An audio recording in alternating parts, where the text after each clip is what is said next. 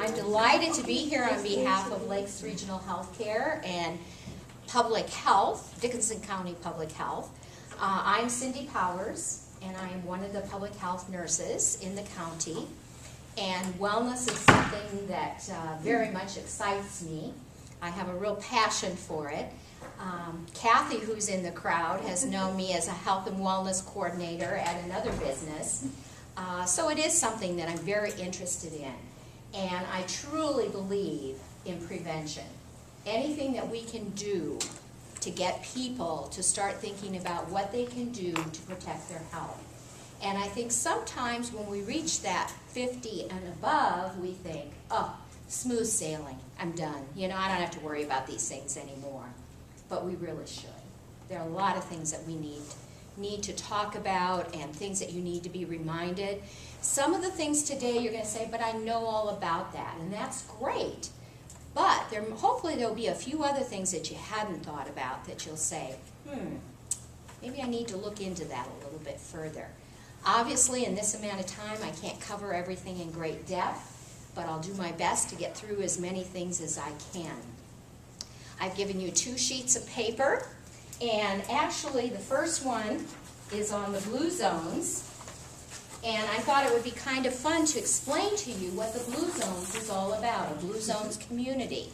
And you've probably been hearing that buzzword around the community because Spirit Lake is actually going towards this. We would like to become a blue zones community. And it wouldn't just be for Spirit Lake, but would benefit the whole entire Lakes region. I mean, I think we have to think of ourselves as one whole area. And one of the neat things about blue zones is Wellmark has put aside $50 million to help 10 communities in the state of Iowa. $50 million can go a long ways.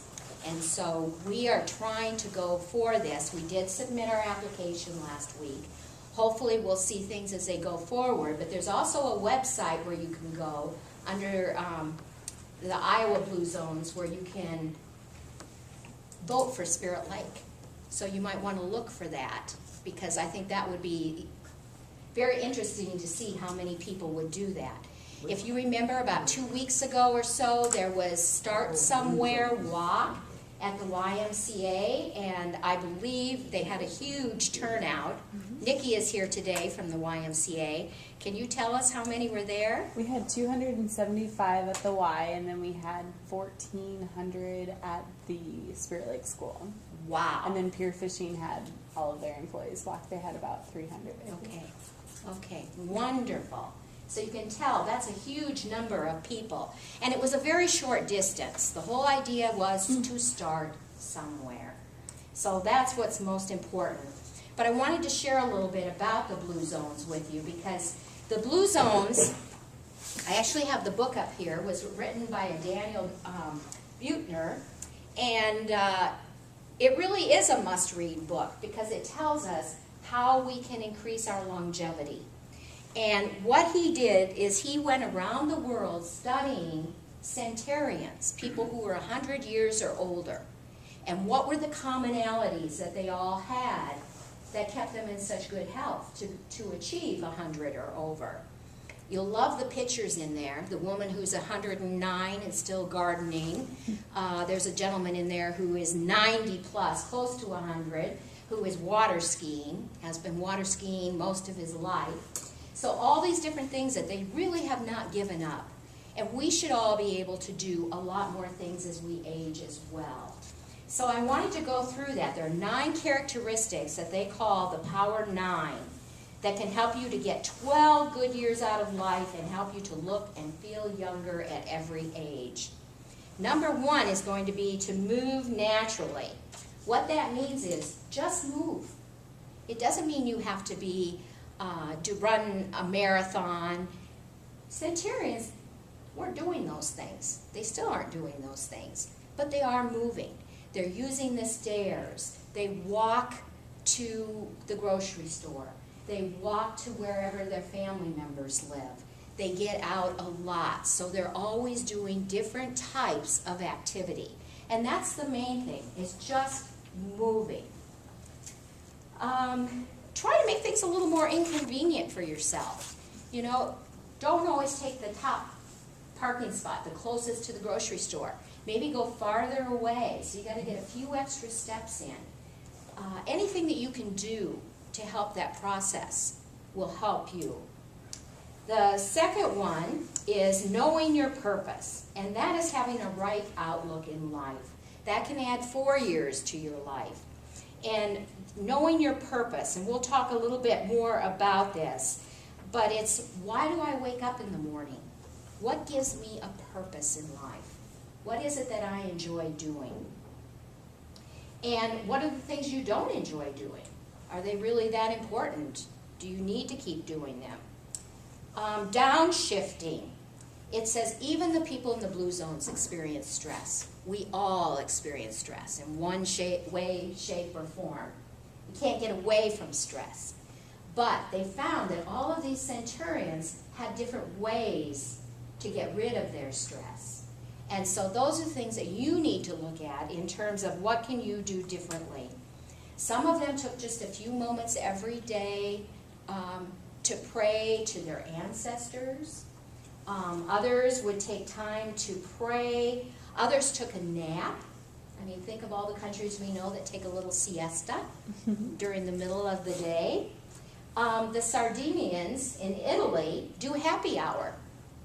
And that's a time for them to socialize, drink their glass of red wine, you know, just kind of take their time with it, all in moderation. But that is how they made it a routine type thing, so that they could deal naturally with their stress. Eating wisely can help you to gain 8 years. So that's the 80% rule. What they found is that many of them were eating far less than we do as Americans. I think we're all well aware of that. Our portions are huge. But many of them would tell themselves that they only needed to eat 80%. And that helped them to maintain their weight so it didn't get out of control. So that too is something that maybe we as Americans can learn from them. Let's see. One of their mantras, at least in Okinawa, and this is an old Confucian mantra that reminds them to stop eating when their stomach is 80% full. The 20% gap between not being hungry and feeling full could be the difference between losing weight or gaining it. So the other thing is learning to maybe serve your food at the counter. And then after everyone's been served, put it away. You know, so there aren't all those leftovers there for people to have. Just little tricks that you can do. One that I've been doing for several years is not using the large plates. I just use the salad plates, okay? And that's perfect amount. You don't need anything bigger than that. It's rare that I use my large plates. But just little small things that you can do. Also, they found that these people ate their smallest meal in the late afternoon or early evening, and then they don't eat any more the rest of the day. So they're not snacking all night long. And I'm not saying that you do, but many Americans do. You know, that's not uncommon. And many of us have our big meal at the end of the day instead of towards the beginning. Okay, another one is a plant slant. And yes, you can have meat, but most of the centurions only ate meat maybe once or twice a week. So very small amount. That is another thing that we certainly could work on to change. They consider it to be more of a condiment instead of the main part of their meal. So if we can all be thinking in terms of how we could change that, that would be good. And eating more beans. That was the other thing that they found with centurions. They ate a lot of beans, whether it be fava, black, soy, or lentils. They ate many beans. So we can think about that now with winter coming. We can make bean soup. Lots of other things with beans. Okay, wine at 5. Everyone's going to go, oh, that's an interesting one. But we have found that moderate drinkers outlive non-drinkers. kind of goes against the grain of everything we've been told. And it'll be interesting to see as they do more studies, etc. But you heard me say moderate drinkers, okay? The trick is to drink maybe 1 to 2 glasses of wine, and preferably red wine. But what I would say to that is, you know, the recommendation is that females, generally it's 1 drink a day, for males 2 drinks a day. And so, you know, again, keeping that in line. And no, it doesn't mean that you can have 14 drinks on Saturday because you didn't have any during the week. Okay? So that's a good one to remember. The last part that they saw was a connection. These people all connect with each other. They feel a sense of belonging. All but 5 of the 263 centurions that they talked to were interviewed had a faith-based community. That was extremely important. So that's something else to be aware of. It doesn't matter whether you're Christian, you're Buddhist, Muslim, whatever you are. They found those people that actually attended a service 4 times a month would live or would add 4 to 14 years of life. So that's quite a bit. So it's something else to think about. Loved ones always come first. In other words, family comes first. And what they found with the centurions is they oftentimes lived very close to their families, or they lived with their families. They also found if they lived with the families, that the children within those families had less illness. Which, why that is, I don't know, but I find that very interesting. In our society where everything is so mobile, this will be a tough one for people to do, but thought it was very interesting. They also encourage you to work on a very positive, committed relationship with your spouse. Another thing that can definitely benefit, that can add 3 years to your life, and also to invest in time and love with your children. You know, something else that is very, very important. And who knows, maybe they'll take care of you when the time comes, when it's your turn. The last one, the 9th principle there, was the right tribe.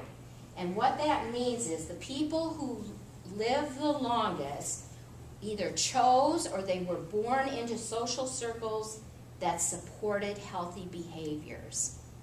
And in one of the cultures, in Okinawa, they actually established 5 friendships. And they determined that those 5 friends are going to be lifelong friends.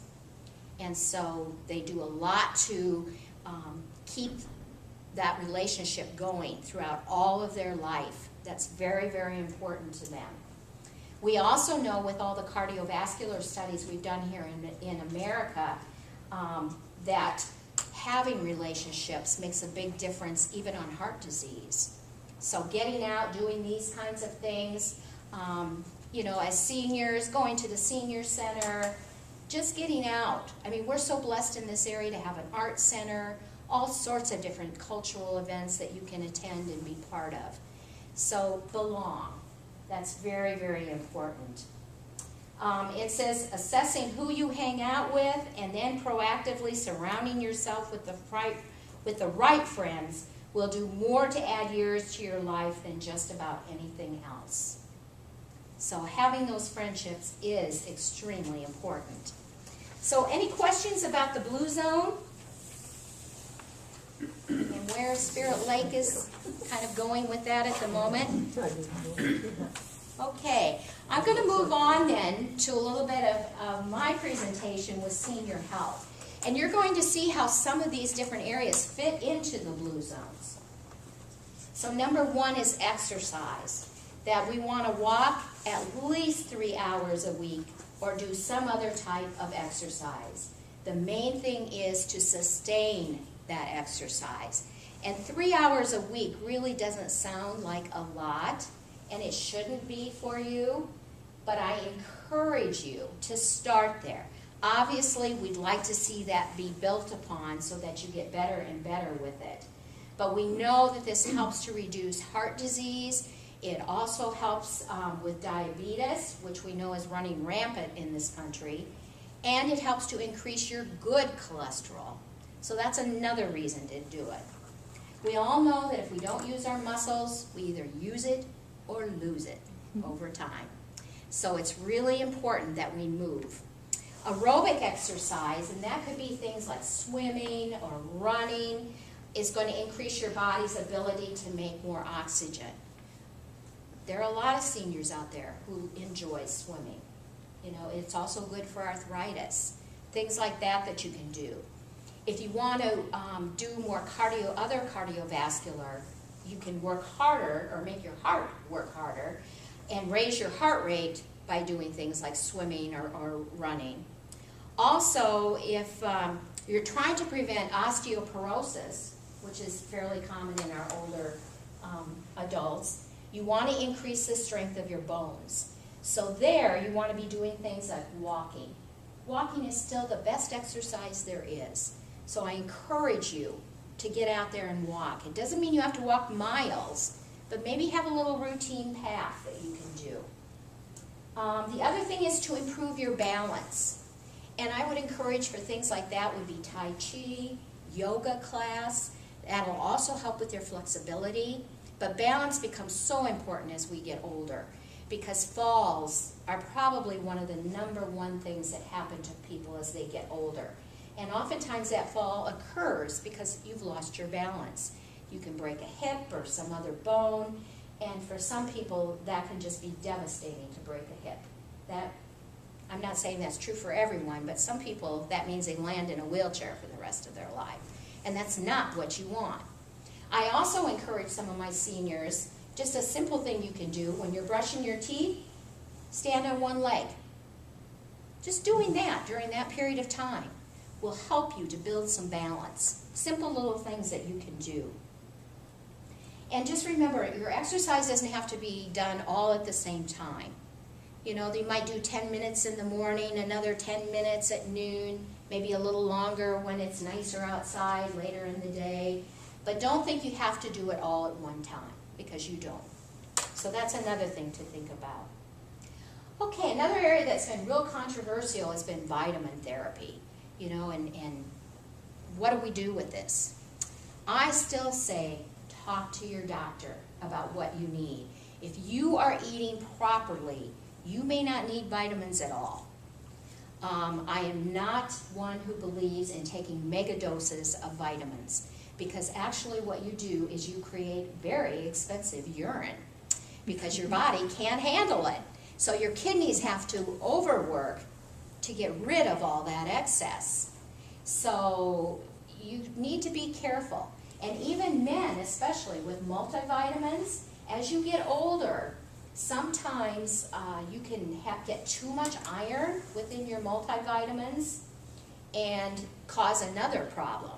So be thinking about that, whether you really need to have all those excesses. So I tell people, don't waste a lot of money on vitamins. You should just need very simple things. You don't need expensive multivitamin. You can buy the cheapest one out there, a generic, and do just fine with it.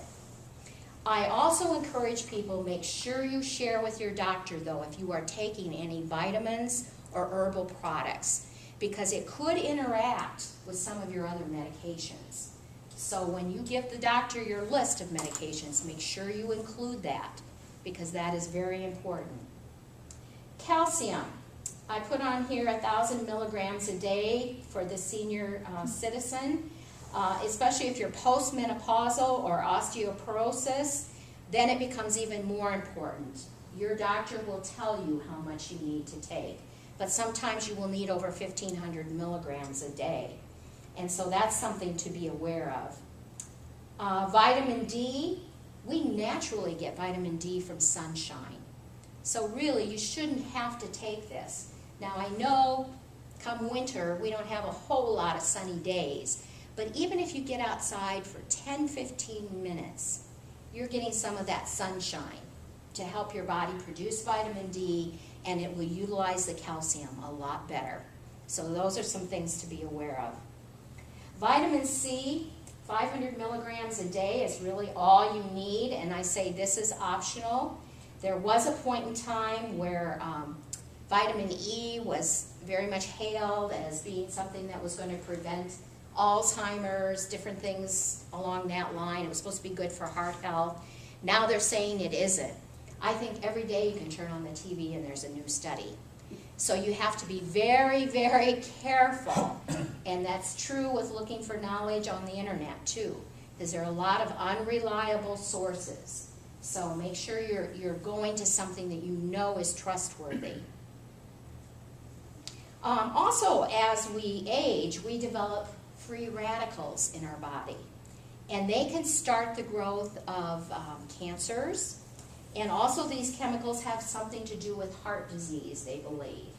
So again, getting enough of the right vitamins through your food is extremely important. But if you do need a supplement, again, talk to your doctor about that. Achieving and maintaining a healthy weight. That is so important because we tend to be more sedentary and it's very easy to put on the pounds. I have noticed even for myself, having a more sedentary job, working at the computer all day, or a good share of it, I'm just not using the amount of calories that I would have used in the past. And one of the things I wanted to mention about that is we've had a change. Do you remember how years ago they said if you ate from the 4 food groups, you were doing well? Then we went to the pyramid. Well, now we've gone to the My Plate. So the pyramid is no longer what we use as our standard. And what I wanted you to see about this is what you should be eating at most of your meals. Here is your fruits. And it says choose fresh, frozen, or canned fruit without added sugar. And you can buy lots of those nowadays without the added sugar. This portion is your grains, and you can see how much larger that is. So that's your whole grains. So getting your whole wheat breads, your whole wheat pastas. So half of your grains should be whole grains. Doesn't mean they all have to be, but try to get half of them. Look at the vegetable side. See how much bigger that is? That we need to be getting many more vegetables than what we have been in our diet. So they say eat especially dark green, red, and orange ones. And we can all think of, wonderful vegetables. In the summer, we're blessed here with Farmers Market, where we can go to get lots of fresh veggies. Gardening comes in there again, where you can help with those. We have community gardens. Protein. Look at how small that is. That was your meat. Or they suggest you have seafood twice a week. The rest, try to have more vegetable-based meals. I'm going to pass this around because I think it is kind of interesting for people to see what the difference is. But again, if you're eating correctly, you should be doing well.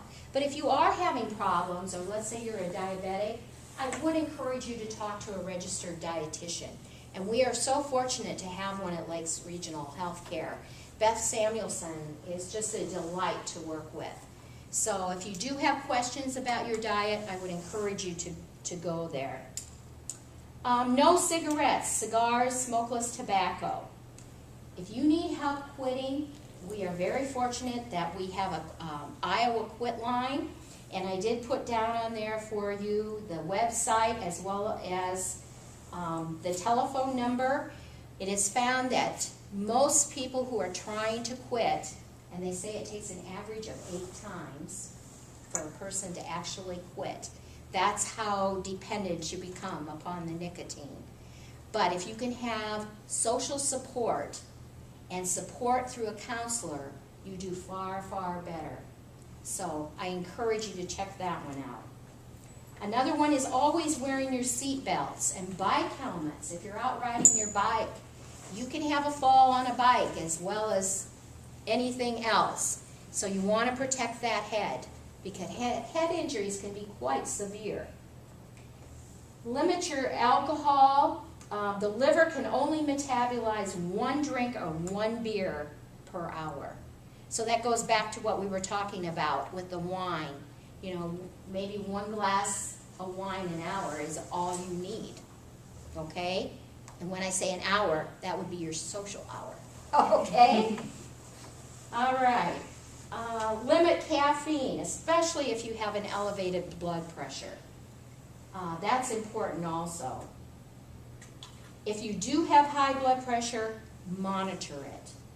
I know that there are many more places that you can go nowadays to have it checked, but I would encourage you, I sometimes worry about the machines, you know, out there in different places. I think you're better off even to have just the regular old blood pressure cuff and have someone do it for you.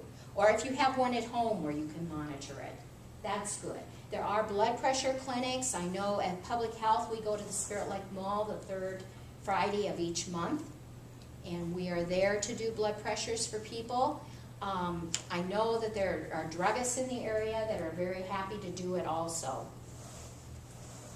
Okay, the next one, no sun exposure. Always use your sunblock. And you probably, again, at that age thinking, I'm long past this. But the sun is extremely powerful, and many of you, and I'm sure many of your colleagues are already gone south, you know, but they're going to have a lot of sun exposure this winter. It's really important to wear your hats, your protective clothing, avoid the outdoor activities when the sun is the strongest, and to wear your SPF 15 or above. And you should reapply that every 2 hours. That's really important because your body perspires, it gets rid of it very quickly. Also pay attention to your skin. I think that most of us don't do enough time in examining our own bodies, and I know it's not easy to look, you know, on the backside of us to see what's there, but we're starting to see much more cancers of the skin, whether it be malignant melanoma or other basal carcinomas. But if you have a loved one who can check periodically, or your doctor should be checking it at least once a year when you go in for your physical to make sure there isn't anything unusual. Or if you notice that you have a mole or a freckle that changes color or starts to bleed, or also itches a lot, that should be checked out because there's always the possibility. And it doesn't mean that you're only going to get that in places where you've been exposed to the sun. You can get skin cancer in places that have never seen the sun. So that's another thing to be aware of. Also, your family history there is extremely important. If you have a family history of melanoma, the rest of your family members need to know that so they can be aware of it. The next one you're probably going to think is kind of an interesting one for me, and that's safe sex practices. I think we forget as we get older that we still have to have safe sex. And you think, yeah, right. But it is true. We are starting to see, since we have had all the sexual enhancing drugs, the Viagra, the Cialis, all these different ones out there, that people are having sex a little more regularly as elderly people than what they did before. And out of that, we can also see sexually transmitted diseases. And just because you're older doesn't mean that you can't get one. So I want to make people aware of that, especially for women. You know, the vaginal area becomes very thin, very dry, and so you're probably more prone to some sexually transmitted diseases because it's easy for that to invade an open sore or an open area. So it's just something to be aware of. I also think doctors fail to sometimes ask this question because they think if you're elderly, you're not having sex anymore, and so they don't talk about it. And so that's another thing that I really encourage you to make sure that maybe you talk with your physician about. Knowing your family medical history, extremely important. I encourage all people to write something down for the next generation so that they know. Here I put just first-degree relatives. That's what was recommended. This is one of my favorite books. It's How Not to Be My Patient by Dr. Edward Cragen, and he's out of the Mayo Clinic. And he says probably one of the most valuable things is when someone comes in with their family history. It doesn't have to be fancy. I'm even willing to show you mine and pass it around just to see. And I will share with you, I'm not afraid to do that, but I have a huge history of heart disease in my family. And so if you take a look at my dad here at age 78, and having had 3 heart attacks, aneurysm, he's had bypass surgery, numerous things, but then you go back and you look at my family history, and all of his siblings have had heart disease in some way, shape, or form. His mother died of heart disease. His grandmother died in her 40s of heart disease. Do you think I have something to be concerned about? Yeah, yeah. My sister, I made copies for all of my brothers and sisters because I just wanted them to see how important it was to do. And my sister took hers into her doctor, and I guess he was just stunned that she had all this information. And he said, what I wouldn't give for every person to walk in the door with their family health history, because it would make it much easier for me. So I'll pass it around just so you can see, you know, how you can make one of those fairly quickly. I mean, mine is going to look maybe a little more elaborate, but also you can go right onto a website and plug all that in. If you go to the CDC, which is the Centers for Disease Control, and you just put cdc.gov, and then what you're going to look for is called Public Health Genomics. ENOMICS.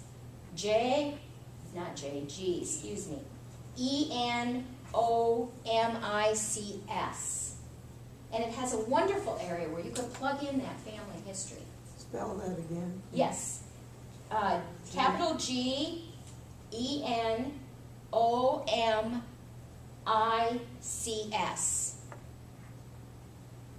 Come on in. Come on in. But that's one thing you could do for your family, because you're probably going to have a lot of history, and unless that's passed on, that'll be lost forever. So I do encourage you to do that. Okay, thank you for joining us. I'm also today, if you're interested at the end, I have a personal health record that you can take with you, and this is just a wonderful way to keep track of all your emergency numbers, also your medications, your physicians, any allergies, all your vital statistics, important healthcare events.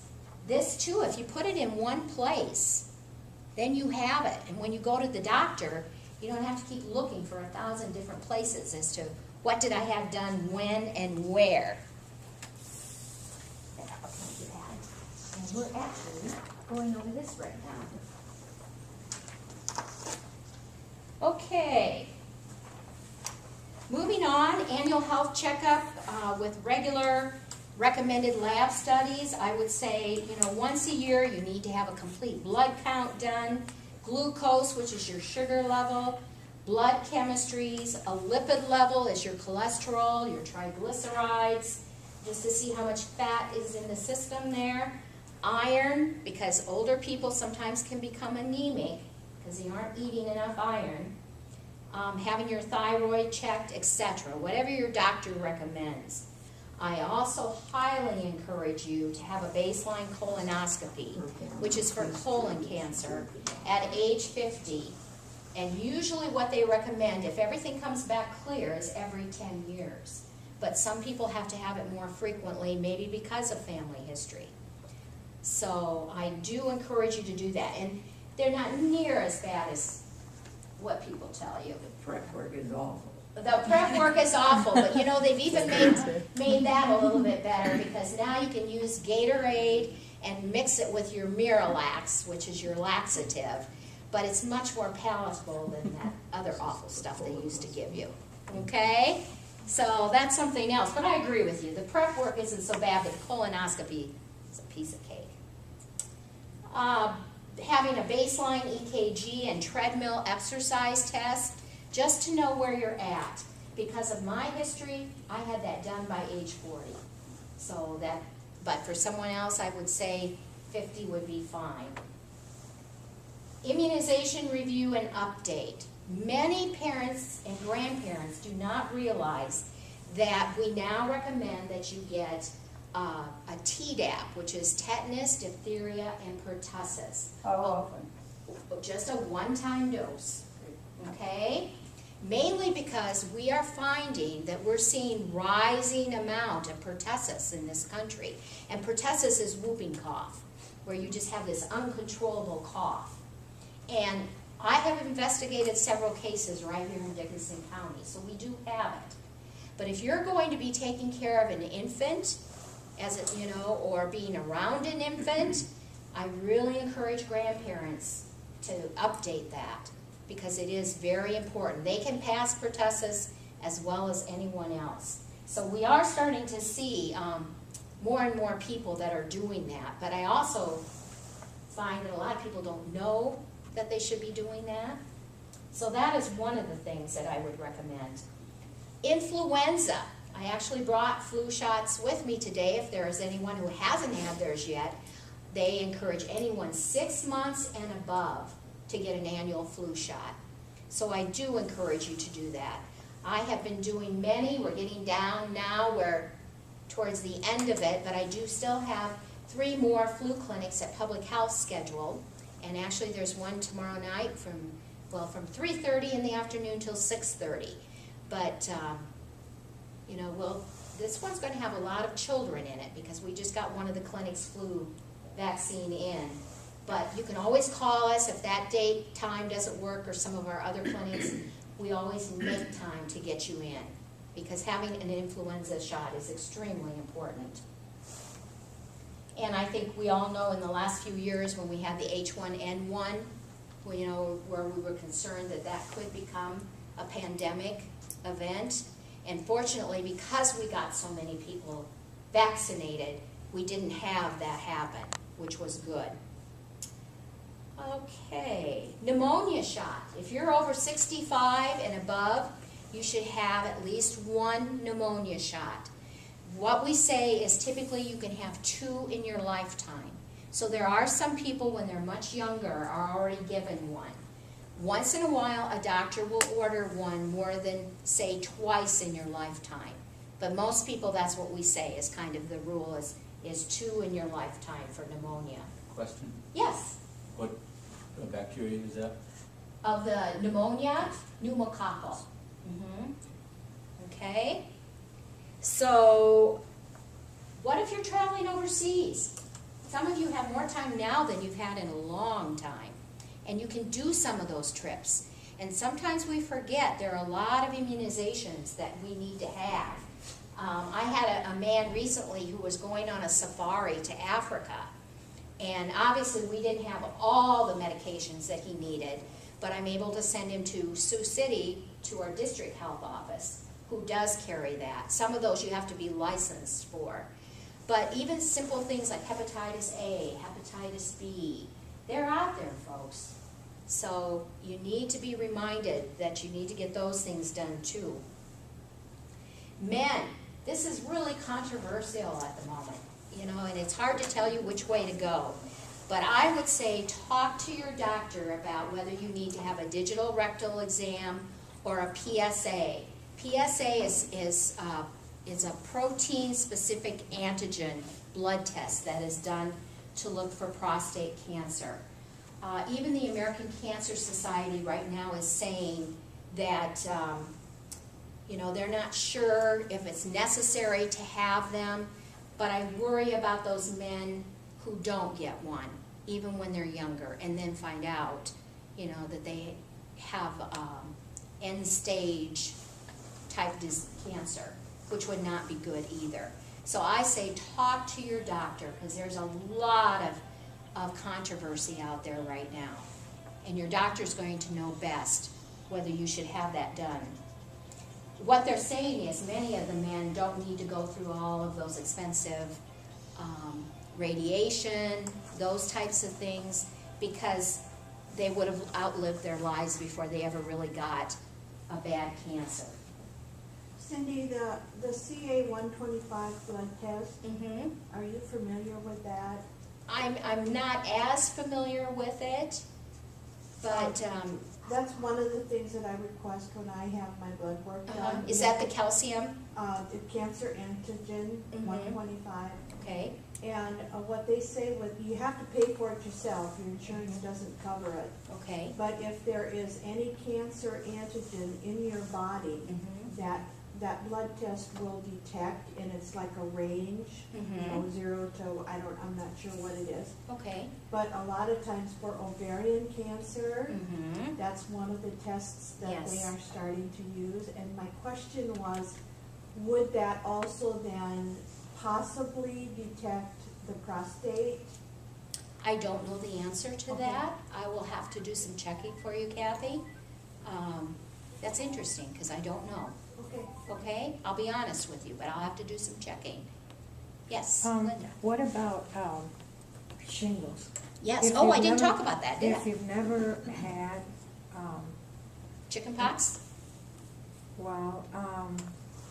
when you're talking about your history and stuff, can it be hereditary? Like if your dad had shingles, does that mean that you might have a better chance of it? And you've never had any situation like that, do you need to have a vaccination? Mm-hmm. I encourage everyone to get a shingles shot, whether you had chicken pox or not. But those people who did have chicken pox when you were younger actually are at a greater chance, because what happens is the chicken pox virus kind of reactivates, and that's what causes the shingles. And it's very, very painful. And as far as family history, I don't know that definitively, but I have read that sometimes there is a stronger presence for people who have had that in their family. So I would highly recommend. They have been saying ages 60 and above, but they just recently came out and said ages 50 and above should now be doing it. Now, I would check with your insurance, though, before you run right out and do it. Make sure they'll cover it for you. Is this a once a year thing or once every 5 years? Or No, it's you just get a one-time shot. A one-time. Yeah. Right now, as far as we know, you don't need a booster, to the best of our knowledge. That's a very good question. Thank you. Okay, and I'll try to wrap up here quickly. Women, we all still need to be doing our monthly self-breast examination. If you're over 40, yes, you do need to have a mammogram, okay? Ages 40 to 64, if you absolutely cannot afford to do that, there is some financial assistance. Again, it's based on a grant, but I put that number in there for that you can contact the Emmett County Public Health.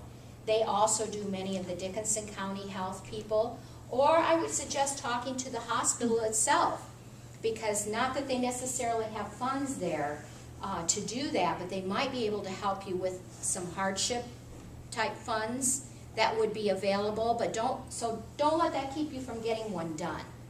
I am amazed at how many women call our office and say, I cannot afford to have this done. I think that's a really important thing that we need to look at in the future, is how can we make that available. I think Lakes Regional Healthcare is so lucky because we have digital mammography. We also have the soft mammal pad, so when they bring the two plates down, it's a much softer surface. So women really can't use that excuse anymore that it hurts, okay? So they do have those things available. We're also blessed in that we have 4 certified radiologists that can read those. And that, I think, is extremely important too. We have actually seen some of our breast cancer numbers go down, and I think it's because women are getting in earlier to get their mammograms done, and they're being found earlier with the digital mammography. So I think that's really important. We can't just say because they're going down we should stop. Not at all. We need to keep doing that. We also have ultrasound and core needle biopsies can be done at Lakes Regional Hospital. So if something would be found, you can certainly get started there. And we also, if breast cancer is found, We have the ability to have oncologists there that can help also, with your treatment. The last one is mental health, and it certainly isn't last on my list, but it's how I just happen to put them on here.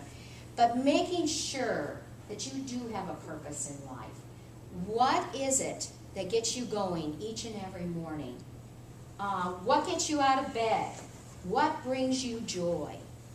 And if you are feeling low or feeling depressed, make sure you contact your provider or a mental health specialist that can help you through that.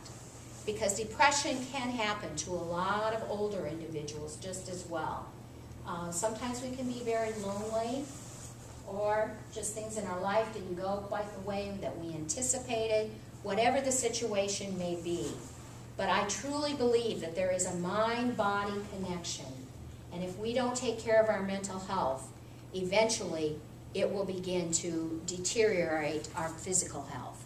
So that's extremely important. I guess what I want to say to you here, the choice is up to us. Nobody's going to do this for us. We have to take our own health in our own hands.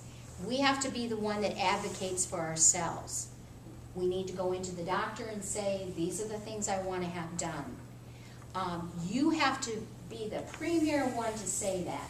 And that's hard, because not all of us have been very good at that in the past. We just expected everything to be told to us, what we could do. But you can either live a shorter life with a lot more disability, or you can live a much longer life with having very few bad years. So that's what I encourage you, is to take ownership of your health.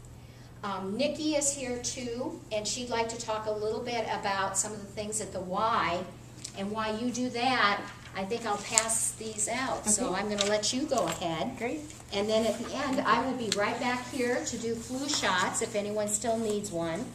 And I have some freebies back there from the hospital. I just wanted to highlight some of the things. I'm Nikki Schubach, I'm the wellness director out at the YMCA here in Spirit Lake. Just to highlight what Cyndy had said, a couple of suggestions on the exercise and wellness part.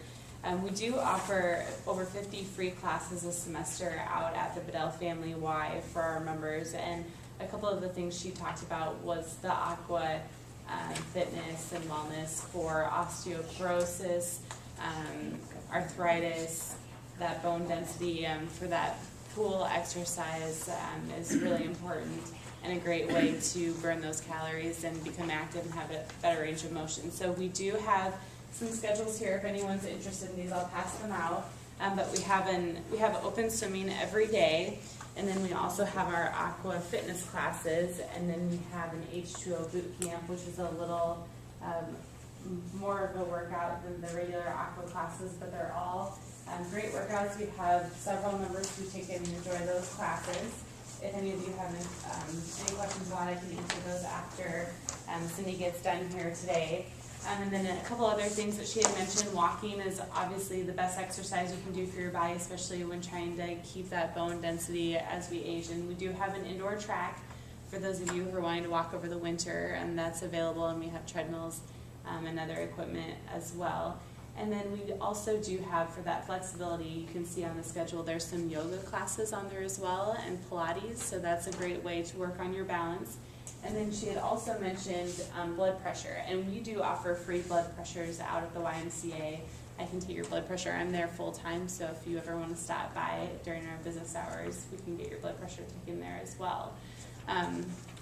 Another thing that I wanted to just touch on, and if you are interested, come and talk to me after Cyndy is done today, but we have our Women's Wellness Weekend out at Camp Foster in about 3 weeks, and that's going to go into a little more detail on prevention and wellness as we age. It's a women's-based weekend, and we're going to have a wine tasting when we check in on Saturday evening at 7 o'clock. And just do some women tips, women health and prevention tips. And then in the morning, we'll do some yoga and Pilates and nutrition with a healthy breakfast. So if anyone's interested in that, just let me know afterwards today, and I can get you some more information. Thanks, Cyndy. Okay, thank you, Nikki. Yep. And I have couple little things for listening to me for so long today. If you have a little blue slip underneath your chair, a little sticky, see if you have one.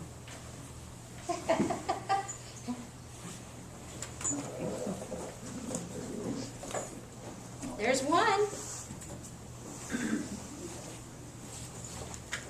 Okay, this is from the mammography department. I found one. Okay, you have a nice mug there. Thank you. You're welcome.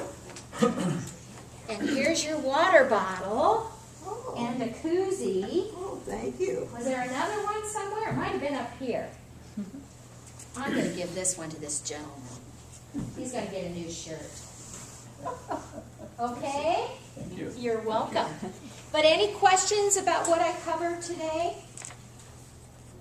I know I kept you for a while. I missed Yes. just a little bit of the shingles conversation. Yes. What is the cost of that shingles? I believe it's about $125. So that's, 180 when I had it. it was what? 180. Was it 180? Okay, But that's been 2 years ago. okay. But if you've already had chicken pox when you were a child, You still should get it. still should? Yes, you should still get it. And I recommend that you go to your doctor. In Iowa, you do need a prescription. We don't do the shingles shot down at Public Health right now, mainly because it has a short shelf life. And so you've got to have people coming in. So what the pharmacies do around in this area is they put you on a waiting list. And then they will order like 10 at a time, once they have 10 people, and get those 10 done, and then start the next list. Don't they refrigerate it? Mm-hmm. Right. And then you have to have it done within 20 minutes? Yes. So there are a lot of things with it that have to be done fairly But quickly. you can get it anywhere. Yeah. Hy-Vee does it. Sure they do. Yeah. All the pharmacies do it. Mm-hmm. Are there side effects to it? No. Well, she's obviously had one. I would say, you know, you And I can. had the shingles. I had shingles. And then I had, after, I don't know, a year or so, I had the shingles shot. Mm-hmm. So No can problem. you get it again then, once you've had the shingles? I don't remember. My brother You had can them. always get it again. Yes. You can? My brother also had them, and he had them on his head, Mhm. and it affected his eyesight. So shingles is nothing to mess with. No, it really Okay, is not. once you have the shot, should you limit your exposure to people then for a length of time, or is that not a? I don't believe it's a live virus that you have to worry about that. So I will double check on it since we don't give it,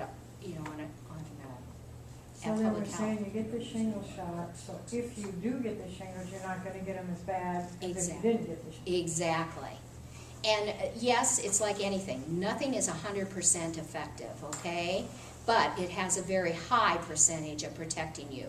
And if you do get them, that you're exactly right. I know of an individual that did, but he actually only had the shingles for about a week, and it was a very mild case compared to what it could have been had he not had the shot. So I do encourage people to get that. But always check with your insurance company first. Medicare does, I believe, does pay for that. But always check. It's wise to do that because some of these immunizations are not cheap. And, people can be startled to find out that they have to pay for it. So. I had to pay for it. Okay. I think more and more insurance companies nowadays are picking it up. So that's helpful. Any other questions? Well, thank you for attending today. And like I said, there's some freebies back here, and I hope these things will help you as you start to look at your own health and maybe find something today that you can sit down and write on there that you are going to work on for yourself. Just Thank one you. small thing. Thank you very much.